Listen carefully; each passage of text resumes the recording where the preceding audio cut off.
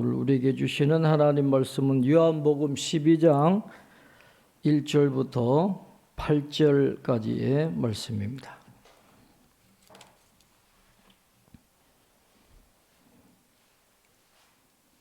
요한복음 12장 1절부터 8절까지 우리 한 절씩 교독하겠습니다. 6월절 엿새 전에 예수께서 베다니에 이르시니 이곳은 예수께서 죽은 자 가운데서 살리신 나사로가 있는 곳이라.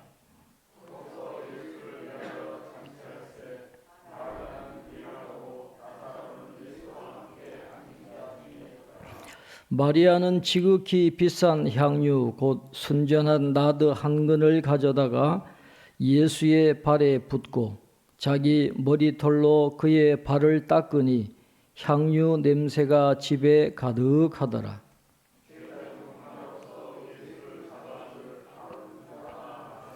이 향유를 어찌하여 300데나리온에 팔아 가난한 자들에게 주지 아니하였느냐 하니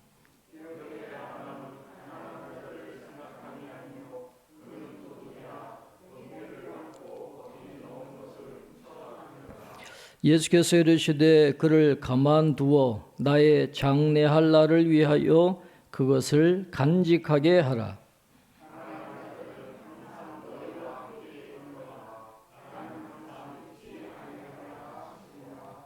아멘. 교회 소식 주보를 참조해 주시기를 바랍니다. 우리 환우들 위해서 우리 김상준 장로님, 김계숙 집사님, 정혜석 권사님 위해서 계속 기도해 주시기를 바랍니다. 오늘 예배 후에 재직회가 있습니다. 청년들 아직 안 왔어요? 오늘 저희들이 이제 대학에 입학하는 학생들에게 격려하고 공부 잘할 수 있도록 장학금을 수여하는데 코로나 기간에 저희들이 못했어요. 그래서 이번에 우정훈 우리 박혜영 사님 장남 또 그리고 성진이 이렇게 두 사람에게 장학금을 수여하도록 준비를 했는데 안 왔으니까 나중에 왔어요? 빨리 앞으로 와. 뛰어서 천천히 빨리.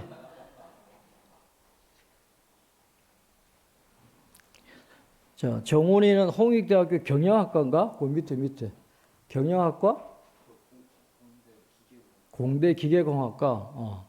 그 다음에 성진이는 한양사이버대학교 상담심리학과? 그래. 자.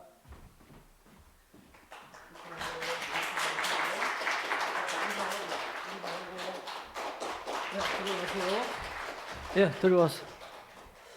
공부 잘 하도록 끝까지 기도해 주시기를 바랍니다.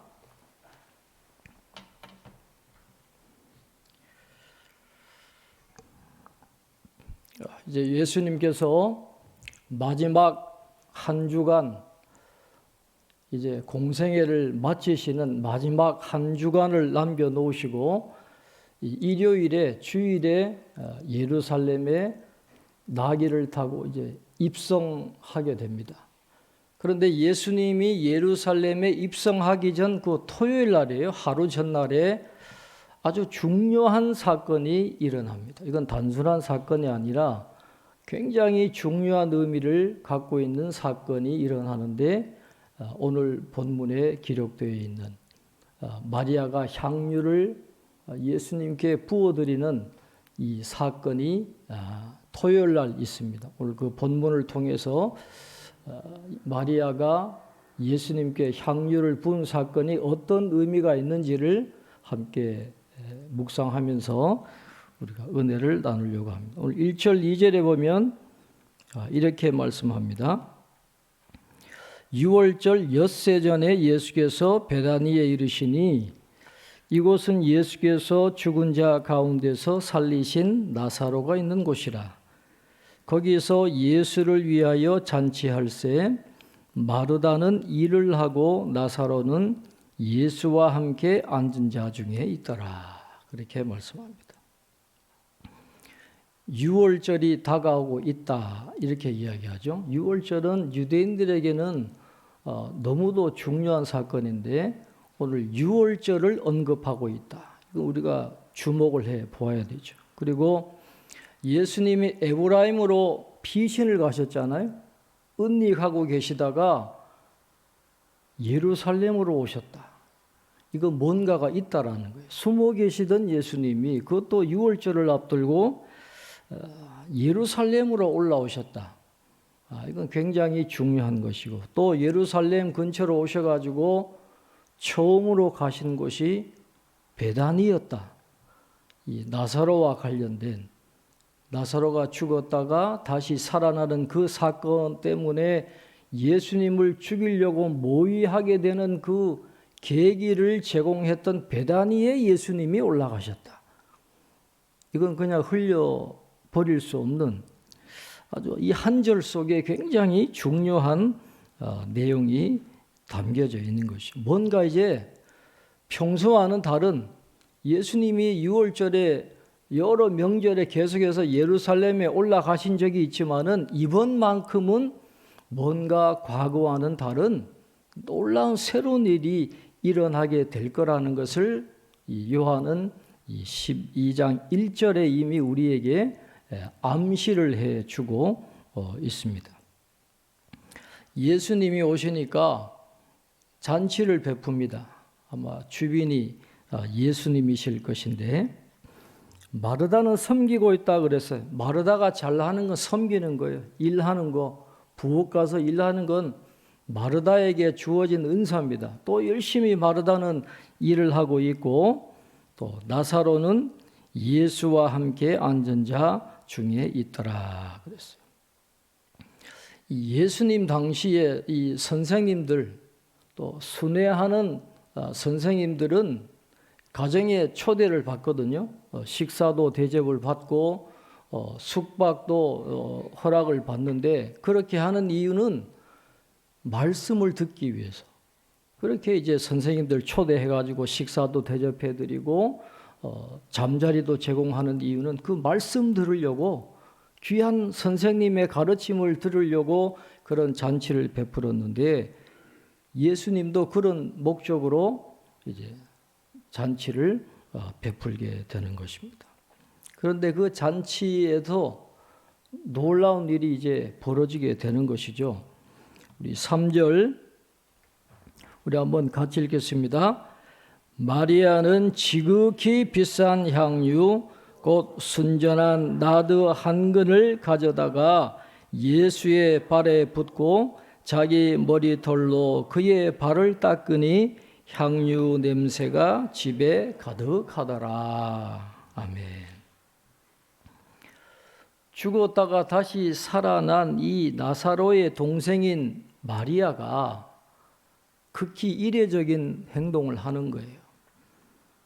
비싼 정도가 아닙니다. 지극히 비싼 향유 곧 순전한 나드 한 근을 가져다가 예수님의 발에 붓고 자기 머리털로 닦았다 그렇습니다. 이 한 근이라는 말은 한 약 12온스를 가리키거든요.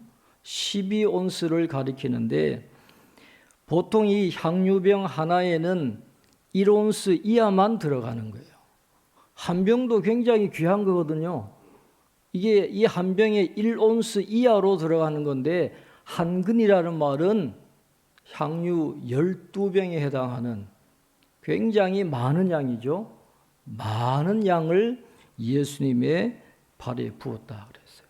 많은 양만큼 굉장히 비싼 향유를 부었다라는 거예요. 당시의 그 기록을 보면 정세가 불안하잖아요. 전쟁이 일어나면 갖고 있는 금은보화 같은 걸 다 뺏겨버릴 수 있으니까 여인들은 좀 여유가 있으면 뭘 하느냐? 향유 장사가 오면 자기 돈을 가지고 향유를 산다는 거예요.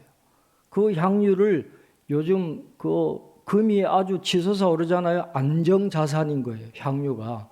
그래서 여인들은 기회가 있을 때마다 돈을 들여가지고 향유를 보관하고 있는데 그만큼 자산 가치가 있는 거예요. 그런데 12병이나 되는 향유 옥합을 다 예수님께 드렸다라고 하는 것, 이게 보통 마음으로 되는 게 아니다라는 것이죠. 아낌없이 예수님께 부어 드린 것입니다. 당시 우리가 잘 아는 것처럼 이 중요한 손님에게, 특별히 중요한 손님에게 머리에 기름을 붓는 건 관례죠. 그리고 그분을 대접한다는 의미로 하는 건데, 그러나 발에다가 기름을 주는 사람은 없어요. 주인이 아무리 중요한 손님이 와도 머리에 붓지 발에는 그냥 물만 주는 거예요. 발에 먼지를 닦도록 물만 내어주는 것입니다. 또 당시에 이 종교적인 유대인들은 결혼한 여자가 이 머리에 아무것도 쓰지 않고 남자들이 쳐다보도록 손을 내밀어서 뭔가 하는 것 자체를 굉장히 불결하게 보고, 그 모습을 보면 분개했던 그런 당시의 분위기가 있었다라고 하는 것이죠. 성경을 보면 마리아의 그 형제와 자매에 대해서 오빠는 언급하고 언니는 언급을 하고 있지만 남편에 대해서는 이야기하지 않잖아요. 그러니까 마리아가 결혼하기 전에 젊은 여인이었든지 아니면 남편이 죽은 과부로 독신 상태에 있든지 그 둘 중에 하나였을 텐데, 그러나 아무리 독신이라고 해도 다 유명한 랍비라고 인정하는 예수님께 그렇게 무례하게 행동하는 걸 유대인들이 곱게 볼 리가 없어요. 탐탁지 않게 여기고 분개하는 그런 것을 뻔히 알 텐데도 마리아는 전혀 개의치 않고 향유 한 근을 부어드리고 머리털로 송수 닦아드리는 그런 일을 했다라고 말씀을 하는 것이죠. 그래서 이거는 마리아의 신앙 고백이었다라는 말 이외에는 표현할 길이 없는 거예요. 이건 예수님을 향한 마리아의 그 순수한 신앙 고백, 예수님을 높이려고 하는 그의 믿음에서 우러나오는 행동이었다라는 것을 우리가 알 수 있게 되는 것입니다. 마가복음에 보면 이 예수님의 기름 부음 받음이 예루살렘 입성 후에 일어났다라고 기록하고 있어요. 마가복음에는 예루살렘 입성 전이 아니라 입성하신 후에 기름 부음을 받았고 머리에 향유가 부어졌다. 마가복음은 그렇게 기록을 하고 있어요. 반면에 요한복음에서는 예수님이 예루살렘을 입성하기 하루 전인 토요일에 입성하기 전에 기름 부음을 받으셨고, 어디에 받으셨어요? 머리가 아니라 발에 기름 부음을 받으셨다라고 그렇게 말씀을 합니다. 이 단어 하나가 여러분 굉장히 중요합니다. 왜 머리가 아니라 발에 기름을 부었다라고 기록하고 있을까요? 이 마가복음과 요한복음의 이 두 장면은 공통적으로 예수님이 그냥 단순히 기름 부음을 받았다는 게 아니라 왕으로 기름 부음을 받았다라는 걸 상징하고 있다라고 하는 것입니다. 두 복음의 차이점이 있다면, 이 요한은 예루살렘에 입성하기 전에 예수님이 이미 기름 부음을 받아서 이미 왕으로 등극한 상태에서 예루살렘으로 들어가셨다라고 하는 것을 사도 요한은 요한복음에서 강조하고 있는 거예요. 예수님이 왕이시다라는 것을 강조하는 것이 요한복음입니다. 요한복음 18장 33절에서 빌라도가 예수님을 재판할 때 뭐라고 질문합니까? 내가 유대인의 왕이냐 그랬거든요. 요한복음에서는 예수님이 왕이시라는 사실을 굉장히 강조하고 있는 것을 우리가 보게 되는 것입니다. 그러나 예수님이 왕이라고 해서 요한복음이 강조하는 예수님의 왕되심은 일반적인 백성들이 기대하는 그런 왕으로 오신 게 아니다라고 하는 거예요. 예수님이 백성들이 기대하는 것처럼 다윗 왕조를 일으켜 가지고 전쟁을 해서 로마를 쫓아내고 경제적으로 부강하게 만들어주는 그런 왕으로 오신 게 아니라 십자가의 죽으심으로 대속제물이 되어주심으로 하나님의 새 백성을 창조하는 새 언약의 제사로 자기의 목숨을 바침으로 해서 하나님의 새로운 백성들에게 하나님의 나라가 임하게 하도록 하기 위해서 죽음을 통해서 그것을 이루기 위해서 이 땅에 오시고 하나님의 통치를 대행하는 왕이 되셨다라고 하는 의미가 오늘 이 본문에 기록이 되어 있다라는 거예요.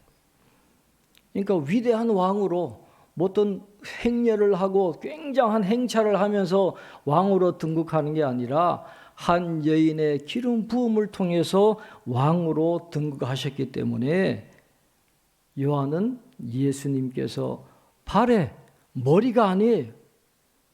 발에 머리 아닌 발에 기름 부음을 받으셨다. 그렇게 기록을 하고 있다라는 것입니다.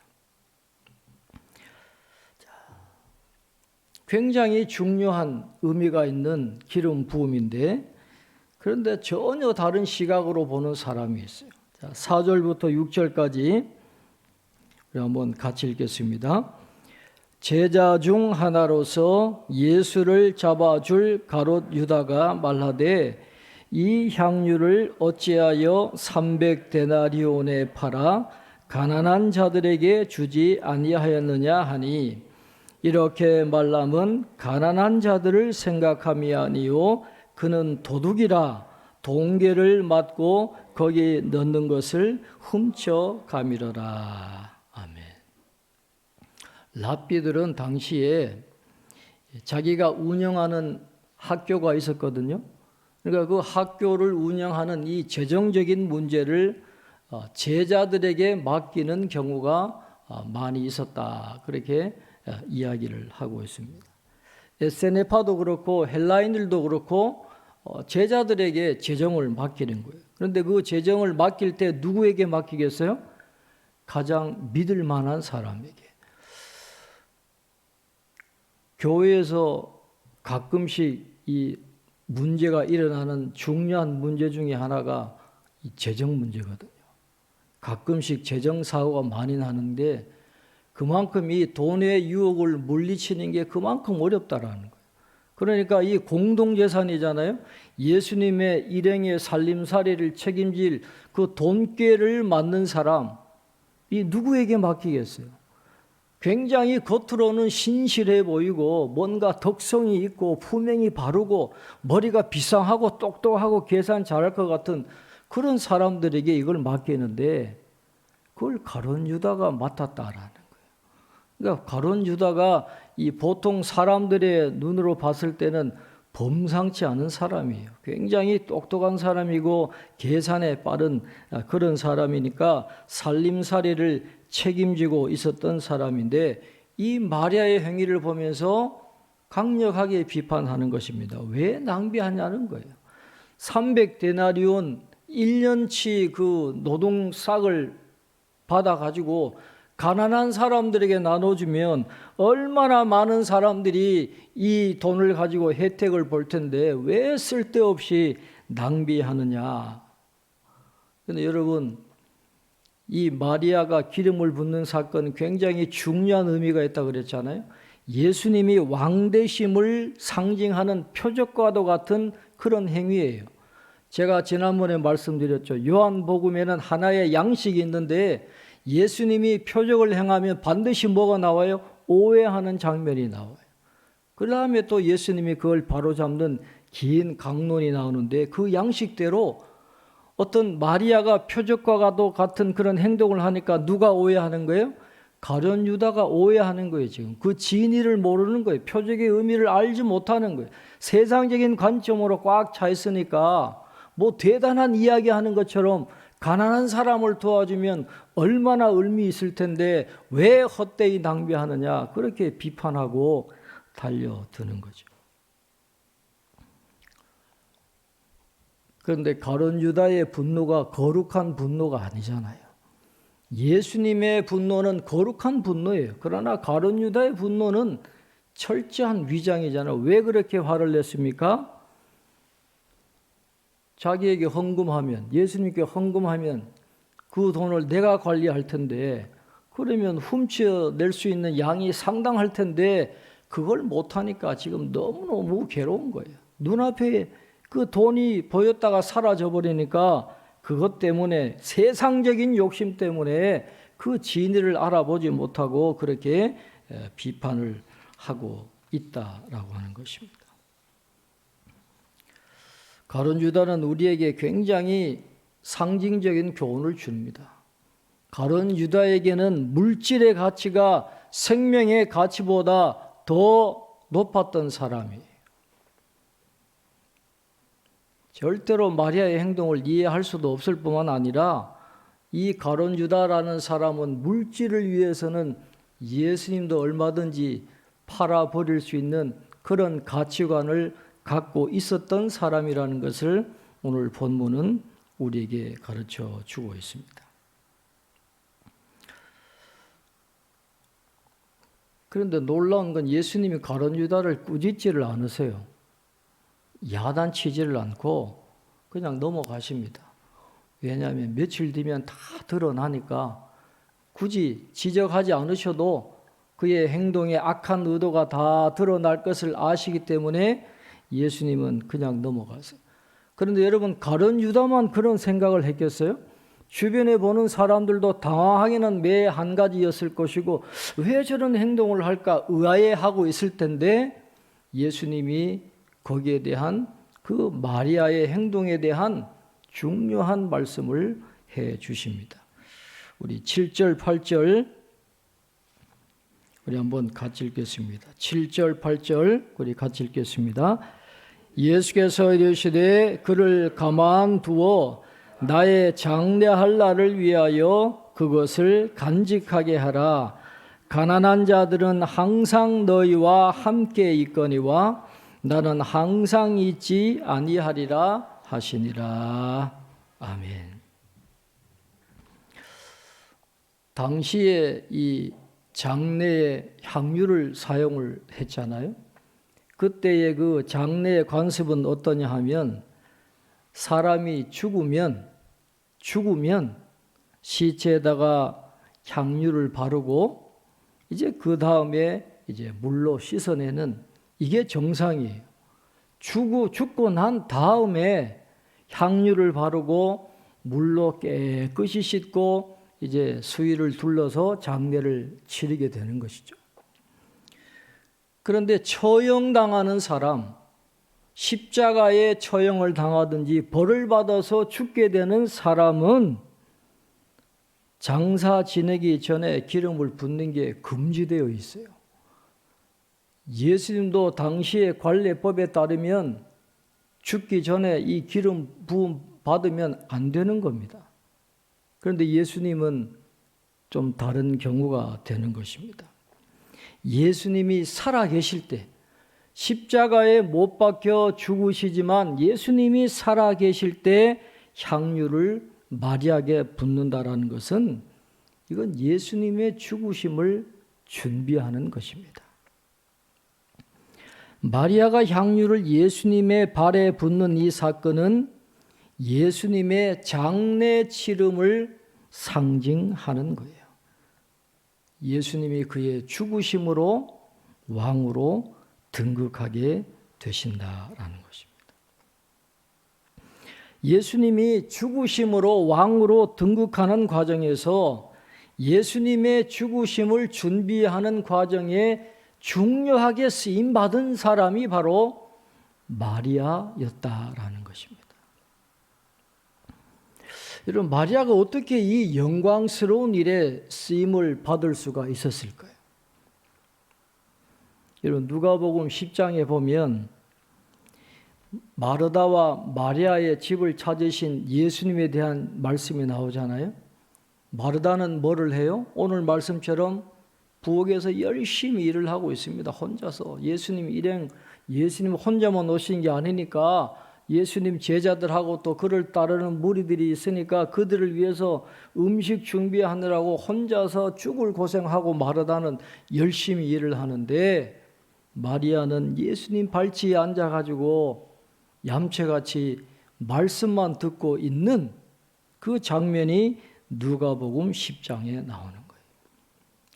바로 그 장면에서 이 부엌에서 일을 하던 마리아는 당시 일반적으로 볼 수 있는 모든 여인을 대표하는 상징적인 인물이 마르다예요. 당시 여인들은 당연히 부엌에서 일하는 게 당연한 거예요. 일반적인 여인상이 마르다입니다. 그런데 새로운 여인상이 드러나는 거예요. 누구냐? 마리아라고 하는 새로운 여인상이 예수님에 의해서 등장하게 되는 것입니다. 당시 여자는 성경에 손도 못 댔어요. 감히 어디 여자가 성경에 두루마리에 손을 댑니까? 남자들만 성경 두루마리에 손을 대지 여자는 손도 댈 수도 없었어요. 유대인들이 토라 교육을 받을 때 여자는 제외입니다. 여자는 제외예요. 랍비가 가르침을 줄 때도 남자에게 가르침을 주지 여자에게 가르침을 주는 일이 없어요. 전례가 없어요. 그런 일이 없어요. 여자는 다 마르다처럼 부엌에서 일하는 그런 희생적인 존재지 예수님 발 앞에 앉아가지고 말씀 들을 그런 사람이 아니다라는 거예요. 그런 존재가. 그런데 누가복음 10장은 우리에게 뭘 가르쳐 주느냐? 그 당시의 관습을 깨어버리고 마리아가 예수님의 제자가 되었다라는 거예요. 마리아와 예수님의 관계는 단순한 친밀한 관계가 아니라 스승과 제자였다라는 것입니다. 여성으로서 최초로 신학을 공부한 사람이 누구냐? 마리아예요. 마리아. 예수님 발치에 앉아가지고 예수님의 말씀을 경청했던 사람이 마리아였고, 누구보다도 예수님의 말씀에 민감하고 그 말씀을 온전히 깨달아 알고 실천했던 사람이 그 당시에는 마리아 하나밖에 없었다라는 거예요. 마리아는 예수님의 말씀을 듣고 판단한 거죠. 아, 이건 범상치 않은 과정이구나. 아, 예수님이 이제 십자가에 죽으러 가시는구나. 아, 이제 마지막으로 가시는구나. 마리아는 알았다라는 거예요. 말씀에 민감하고 말씀을 깨달았던 이 마리아는 예수님이 마지막으로 걸어가시는 이 십자가의 길, 이 죽음으로 왕으로 등극하시는 이 길을 내가 준비해야 되겠구나. 그래서 마리아에게 귀한 건 향유, 나도 한 건 그게 중요한 게 아니에요. 물질이 중요한 게 아니라 이제 죽음을 맞이하러 가시는 이 예수님의 죽음을 준비하는 이것이 가장 소중하다는 것을 알았기 때문에 예수님의 장례를 준비하기 위해서 향유를 예수님의 발에 붓는 그런 놀라운 일을 할 수가 있게 되는 것입니다. 8절에 보면 가난한 자들은 항상 너희와 함께 있거니와 나는 항상 있지 아니하리라 하시니라. 가난한 사람들 구제하는 걸 예수님이 이 경홀히 여기시는 게 아니에요. 가난한 사람 돕지 마라 그런 게 아니라 예수님이 이 말씀을 하시는 이유는 신명기 15장 11절을 염두에 두셨기 때문에 하시는 말씀이에요. 신명기 15장 11절에 보면 이렇게 말씀합니다.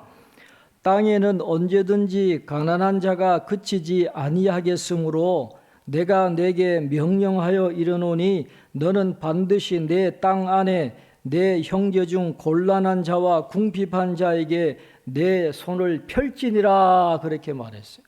유대인들은 이 말씀을 누구나 다 알고 있어요. 가난한 자를 구제해야 된다는 걸 누구나 잘 알고 있습니다. 지금도 유대인들은 구제 얼마나 많이 하는지 몰라요. 유대인 공동체는 굶어 죽는 사람이 없어요. 공동기금으로 한 청년이 실패하면 또 일어나도록 공동자금을 대줘가지고 일어나도록 하기 때문에 유대인들이 가는 곳 잘 삽니다. 지금도 구제를 열심히 해요. 당시도 구제에 대한 걸 너무도 잘 알고 있는 유대인들이었지만은, 그러나 예수님이 지금 말씀하시는 것은 물론 가난한 자를 돕는 것도 중요하지만 예수님이 십자가로 가시는 건 한 번밖에 없는 사건이라는 거예요.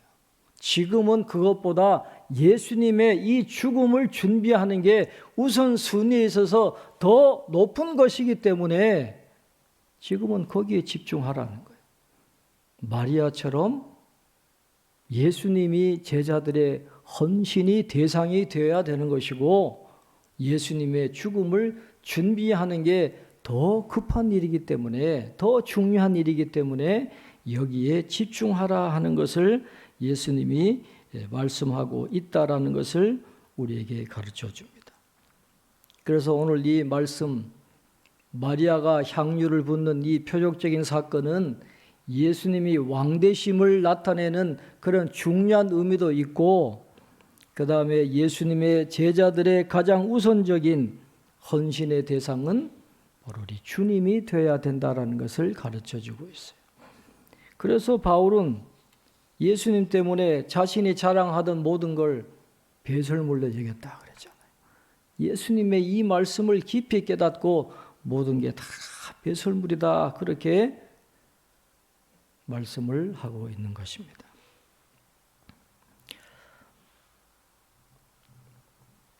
마리아가 귀한 향유를 예수님의 발에 붓고 자기의 머리털로 닦아 드렸다 그랬습니다. 머리가 아니라 발이라 그랬어요. 예수님은 겸손한 왕으로 오셨습니다. 그리고 우리도 그 길을 걸어가야 돼요. 우리가 선택의 순간에 서서 화려한 길로 선택하면 안 된다라는 거예요. 항상 십자가를 놓고 십자가의 길로 걸어가면 하나님이 높여주시는 거예요. 그래서 우리가 그 길로 걸어가야 된다는 것을 오늘 성경은 우리에게 말씀을 해주고 있습니다. 오늘 마리아처럼 우리도 우리의 왕 되신 주님 앞에 항상 무릎을 꿇고 예수님이 우리의 주님이심을 고백하면서 주님이 걸어가신 그 길로 걸어가면 하나님이 우리를 높여주시는 그런 놀라운 은혜를 경험하게 될 텐데, 우리가 세상 살아가면서 쉽지 않잖아요. 가룟 유다의 길로 가고 싶은 마음이 얼마나 많습니까? 하나님이 도와주셔야 돼요. 그래서 성령으로 충만해서 가룟 유다의 길이 아니라 마리아와 같은 주님께 헌신하는 그 길을 걸음으로 마리아가 받았던 그런 축복을 경험하며 살아가는 저와 여러분 되시기를 주님의 이름으로 축원합니다. 기도하겠습니다.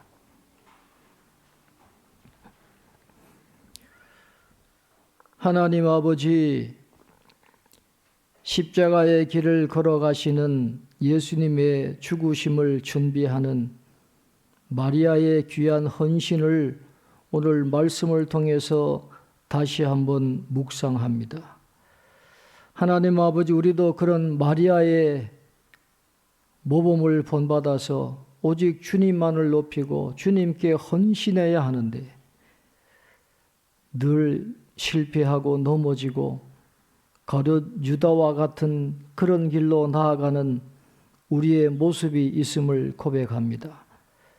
이 사순절 절기 동안 예수님의 그 십자가의 길을 깊이 묵상하고 그 십자가의 의미를 온전히 깨달으면서 주님 가신 그 길을 끝까지 잘 걸어갈 수 있는 저희들 되게 축복해 주시옵소서. 예수님의 제자가 된다는 것이 어떤 의미가 있는지를 깊이 깨닫게 하셔서 예수님의 제자의 삶을 실천하며 살아갈 수 있는 저희들 될 수 있도록 축복해 주시옵소서. 감사하고 예수님 이름으로 기도하옵나이다. 아멘.